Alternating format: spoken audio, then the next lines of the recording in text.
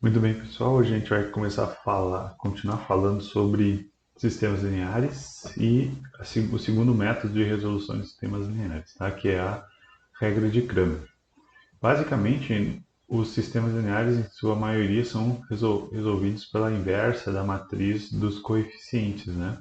Ou exatamente pelo método de escalonamento. Aí depende muito do processo ou da facilidade do método que a gente vai aplicar. E a regra de Cramer é mais um desses métodos de resolução, né, que ela se aplica a matrizes que são n por n, né, que ela está indicando que sejam inversíveis, mas não necessariamente precisam ser inversíveis, e para qualquer b do Rn e a sua solução única x. Né? Então, quando a gente pega um sistema linear, n por n ou m por n, a gente transforma ele na sua forma matricial. Então, a matriz dos coeficientes é a matriz A, o x vão ser as incógnitas, lembra lá de como a gente estava fazendo, né, nas soluções dos sistemas por escalonamento. E B é o termo independente. Né? Então, como é que a gente faz para resolver um sistema linear n por n pela regra de Cramer? Então, cada uma das incógnitas, aqui eu estou distinguindo cada uma das incógnitas por xi, né, por x índice i, então variável x1, x2, x3, x4, xn, né, então aqui está indicando a quantidade de incógnitas, né, o determinante de cada uma dessas incógnitas, então dxi, que a gente já vai ver o que significa cada uma dessas coisas. Então, como é que a gente faz para solucionar este problema? Né? Como faz para resolver, então, o sistema por Cramer?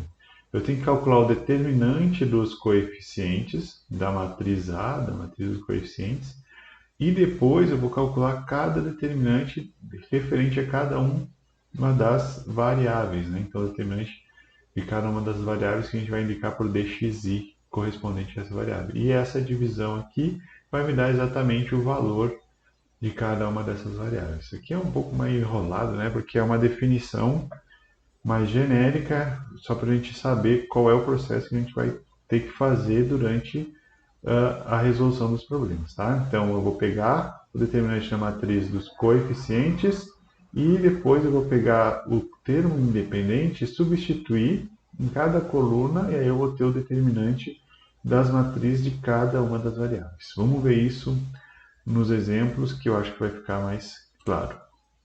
Então aqui eu tenho 4 exemplos, que são os exemplos que a gente já fez lá para sistemas por escalonamento e por substituição, tá? São sistemas 2 por 2, a gente vai começar por esses aqui, depois a gente vai para sistemas 3 por 3. A partir de 3 por 3, ali 4 por 4, 5 por 5, ele já fica um pouco mais complexo de resolver, por quê? Porque o determinante já não é mais tão simples de se resolver, né, para sistemas superiores, porque a gente tem que pegar a mão de cofatores, né, calcular o menor complementar, e aí, ao invés de a gente calcular um único determinante, a gente calcula uns 3, 4 determinantes, e aí fica um processo bem mais trabalhoso que o escalonamento aí se torna um método muito mais simples de se resolver. Então a gente utiliza a regra de Cramer basicamente para matrizes 2 por 2 e matrizes 3 por 3. Tá? Então vamos resolver esses 4 exemplos aqui para a gente já ver algumas condições para a existência ou não de solução para esse tipo de problema. Tá?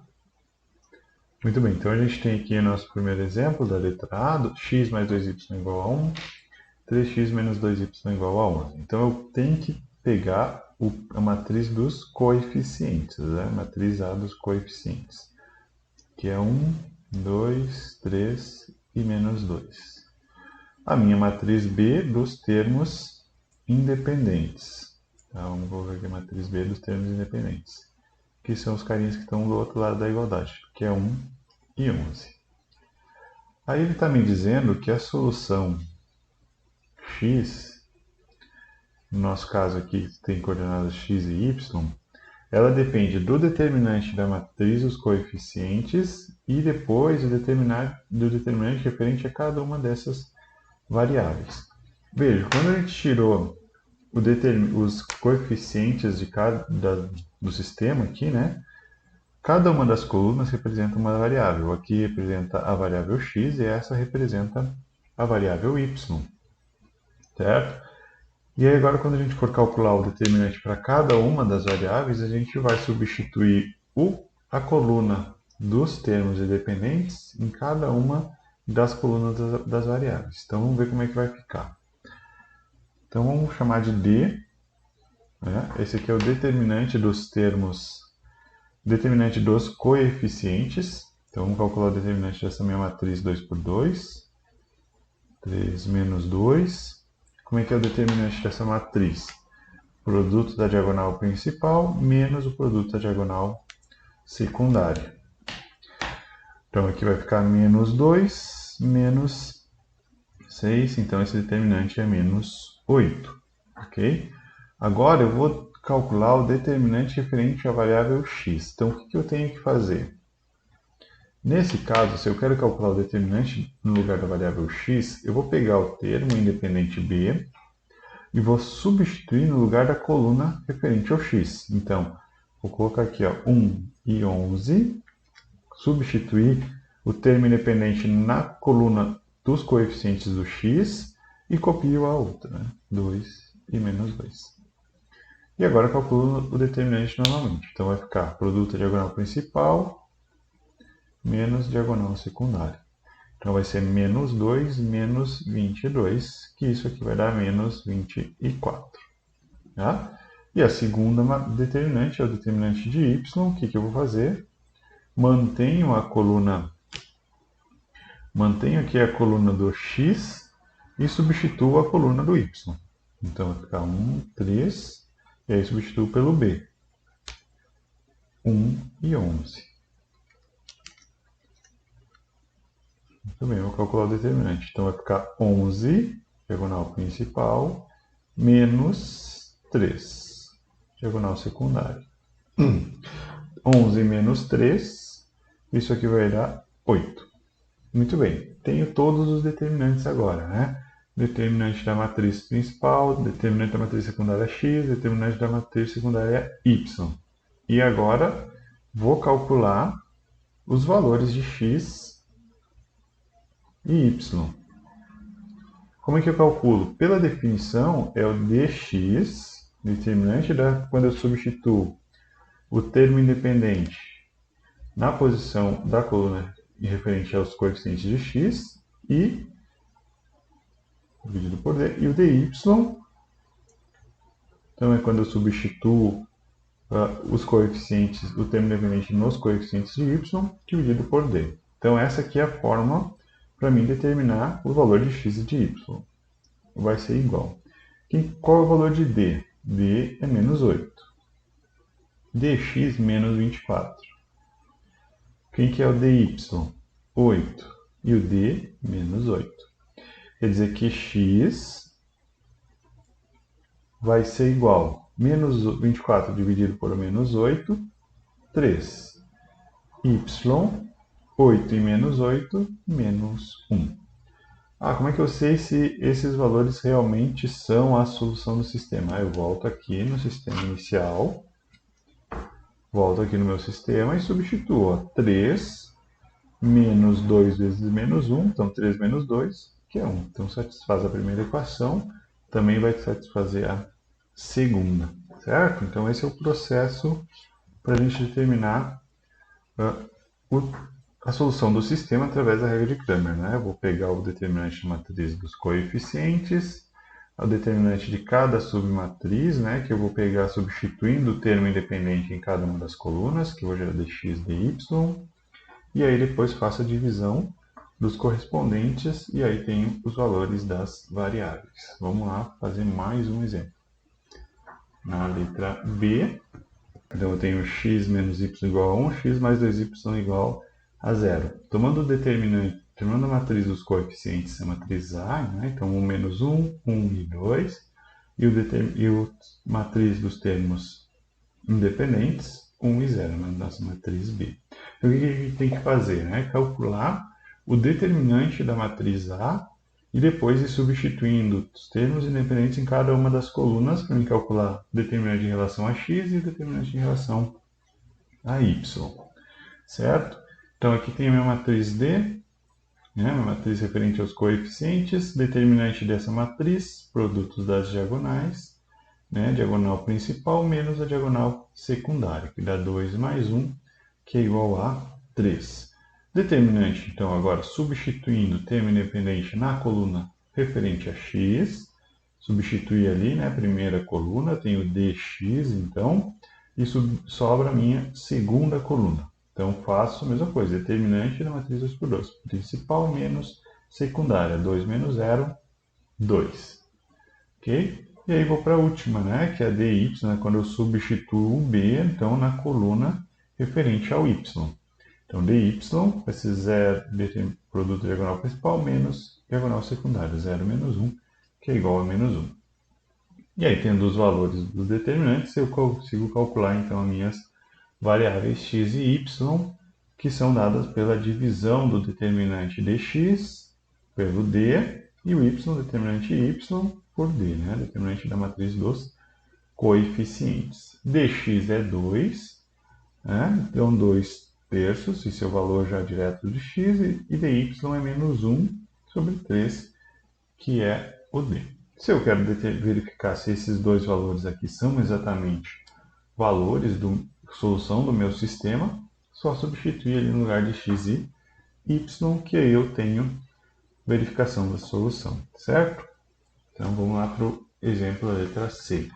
Então na letra C aqui a gente tem x mais y igual a 5, 3x mais 3y igual a 15. Muito bem. Vamos de novo, né? Os próximos passos são sempre iguais. Tiro a matriz dos coeficientes, 1, 1, 3 e 3, e o meu termo independente B, que é 5 e o 15.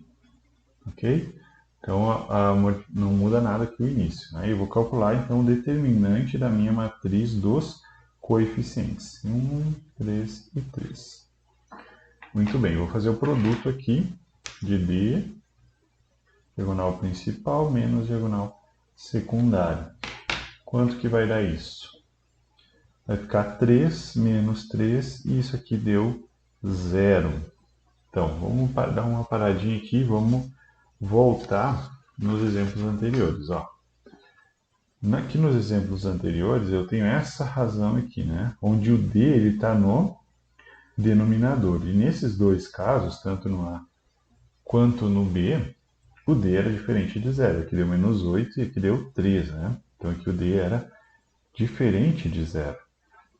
Então sempre que o D ele é diferente de zero, o sistema ele é possível. Além disso, ele é determinado. Ou seja, existe uma solução única para esse sistema. Eu encontro um valor específico para x e para y, certo?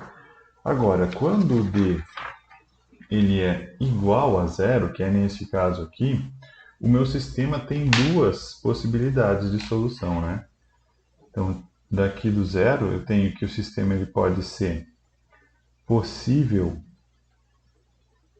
mas indeterminado, ou o sistema pode ser impossível. Quando que uma das duas coisas acontecem, né? O sistema ele vai ser possível e indeterminado quando os demais determinantes, né, nesse nosso caso aqui dx e o dy, forem iguais a zero. Se dx e dy forem iguais a zero, beleza, então o sistema é possível e indeterminado. Agora, se um deles for diferente de zero, aí quer dizer que eu tenho uma indeterminação e aí o meu sistema ele é impossível, certo? Então, se um deles for diferente de zero, ou os dois forem diferentes de zero, então o sistema ele é impossível. Então, eu cheguei aqui, D igual a zero. Determinante da matriz dos coeficientes igual a zero. Vou verificar agora. Então, ou ele é possível ou ele é impossível. O que eu tenho que fazer? Seguir aqui nos dois determinantes, tá? E aí, vamos lá verificar. Não tenho como determinar os valores de x e dy, né? Eu só sei que isso aqui acontece. Vou calcular, então, o próximo, que seria dx. Então, dx vai ser substituindo b na primeira coluna. Então 5, 15, 1 e 3. Então aqui, ó, já verificando aqui direto, né, eu tenho 15 menos 15, que é 0. E aí, substituindo dy, já sei que dx é 0. Então, ó, já quer dizer que ele pode ser possível e indeterminado. Substituo agora aqui na segunda coluna. 1 e 3, 5 e 15. Tenho de novo 15 menos 15, que é 0. Então, eu não sei quais são as soluções possíveis, mas eu sei que esse meu sistema ele é possível e indeterminado. Por quê? Porque o determinante da minha matriz dos coeficientes deu igual a 0 e os demais determinantes também deram iguais a 0, né? Tanto o dx quanto o dy. Então, nesse caso, o nosso sistema ele é possível e indeterminado. Vamos fazer agora a letra D. De novo, vamos pegar a matriz dos coeficientes A.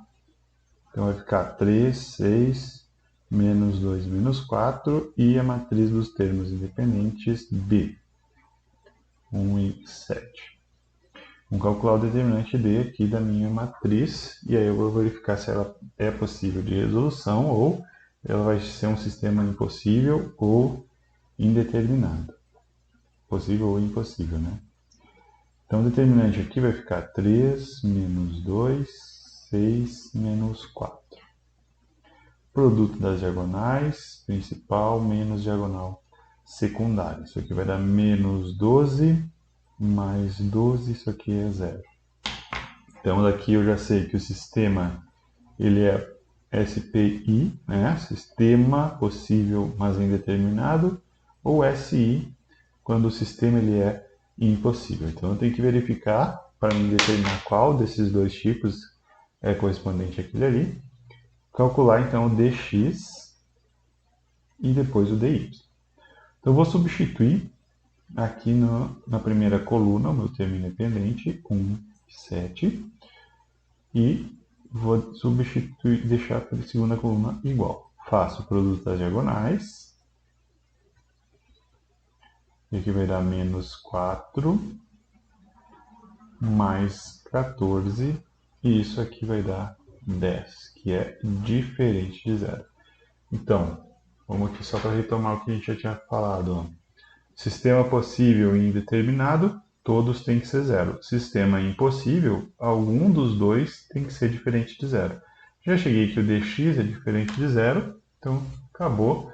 Não preciso calcular mais nada, já sei que o meu sistema ele é impossível.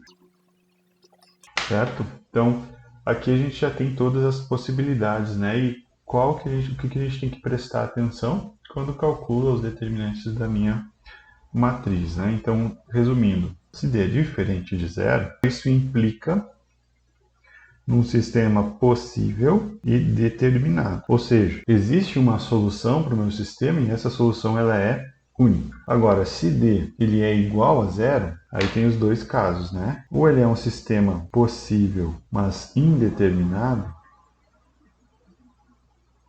ou seja, ele tem infinitas soluções, ou ele é um sistema impossível. Não possui nenhuma solução. No primeiro caso, possível e indeterminado, eu tenho que ter todos os outros determinantes iguais a 0. Né? No nosso caso, 2 por 2, dx e dy, todos iguais a 0. E no caso do sistema impossível, pelo menos um deles tem que ser diferente de 0. E aí eu tenho que o sistema ele é impossível. Certo? Então eu já tenho aqui as condições, né, de quando existe e quando não existe soluções para sistema 2x2, e aí vale para sistema 3x3 também, que é os que a gente vai ver agora, certo? Então,